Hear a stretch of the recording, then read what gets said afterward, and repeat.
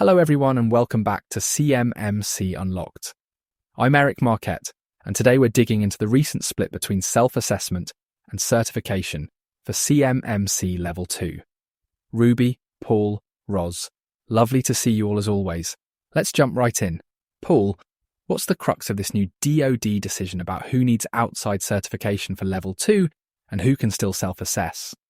Thanks, Eric. The Department of Defense has clarified, and honestly, this was overdue, that whether a contractor can self-assess or must undergo a third-party assessment for CMMC Level 2 depends directly on the specific type of Controlled Unclassified Information, CUI, they handle. Specifically, if your CUI is found only in the National Archives and Records Administration CUI registry, so not also in the Defense Organizational Index grouping, you're eligible for Level 2 self-assessment. But if you're handling CUI in categories that appear under the Defense Organizational Index grouping, things like Controlled Technical Information, DoD Critical Infrastructure, Naval Nuclear Propulsion, Unclassified Controlled Nuclear Information, then you need a certified third-party assessment. And let me tell you, this caused quite a stir at Elysian Technology. We had an internal debate last quarter because it wasn't clear from the contractual language if we were going to fall into the self-assessment bucket or not, simply because the CUI category was ambiguous. Eventually, we mapped it out by going through the NARA registry, and honestly, a good old-fashioned spreadsheet helped sort it out. Paul, that's classic. Nothing like a spreadsheet showdown. But that's the thing, isn't it? With the changes, you can't just assume that if you're handling CUI, you get to pick your path. Now, contractors really have to dig into which registry their CUI is listed under. Eric, I remember last episode we had all that back and forth about asset classification with MSSPs. This feels like the same kind of documentation headache, just with higher stakes. Well put, Ruby. From a policy perspective, it's a classic instance of regulatory precision, sometimes painful, but ultimately defensible. The clear linkage to the NARA CUI registry, and specifically to the Defense Organizational Index grouping, provides an objective mechanism. That way, both contractors and assessors aren't left guessing. This reduces the ambiguity at the boundary, at least in theory, about whether you're in the self-attestation group or require a third-party certified assessor organization. But of course, implementation relies on everyone correctly identifying which CUI categories they actually handle, which is never as simple as it sounds. Absolutely, Roz. And that approach is a pretty big shift for a lot of organizations, especially smaller contractors. The difference between self-assessment and undergoing a full C3PAO evaluation is significant in terms of cost, time, stress, you name it.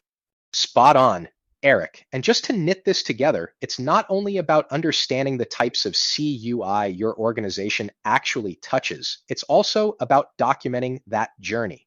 That's what saved us in the Elysian case. We could show our logic and our traceability from the contract to the CUI category to the registry, kept us out of the crosshairs. But plenty of organizations are going to be surprised when they realize where their CUI lives. And let's face it, some of those categories in the Defense Organizational Index grouping sound almost like plot twists in an action movie. Naval Nuclear Propulsion, that's not your average workday CUI. Now, before this update, a lot of folks thought acquisition category, ACAT, right, would play a role in determining who has to certify and who can self-assess. Paul, why didn't the DoD just stick with the old ACAT buckets as a line of demarcation? That's a good one, Eric.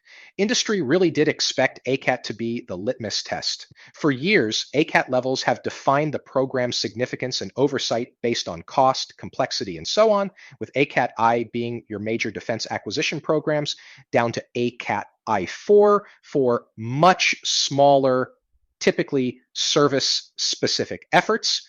But that's not the direction DoD went for CMMC assessments.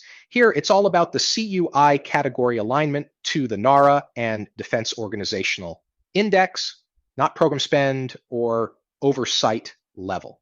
The ACAT system isn't tied to information stewardship, it's tied to programmatic scale.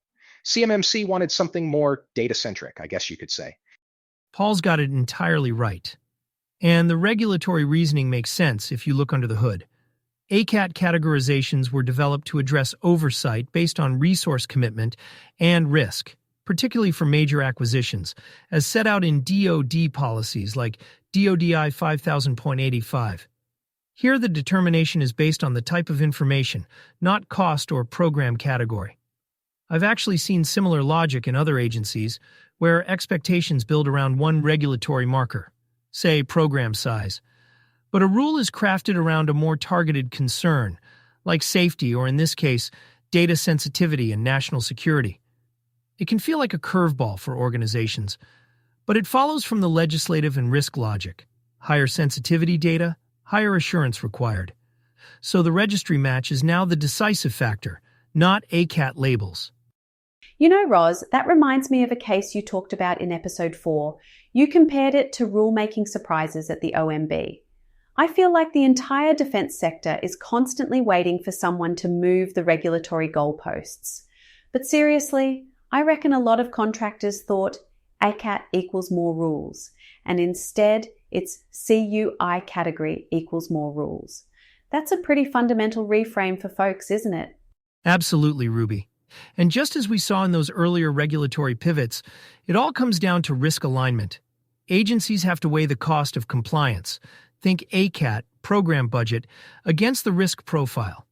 Here, by aligning to NARA and DoD CUI registries, they're saying the risk to national security posed by certain types of information trumps the acquisition footprint.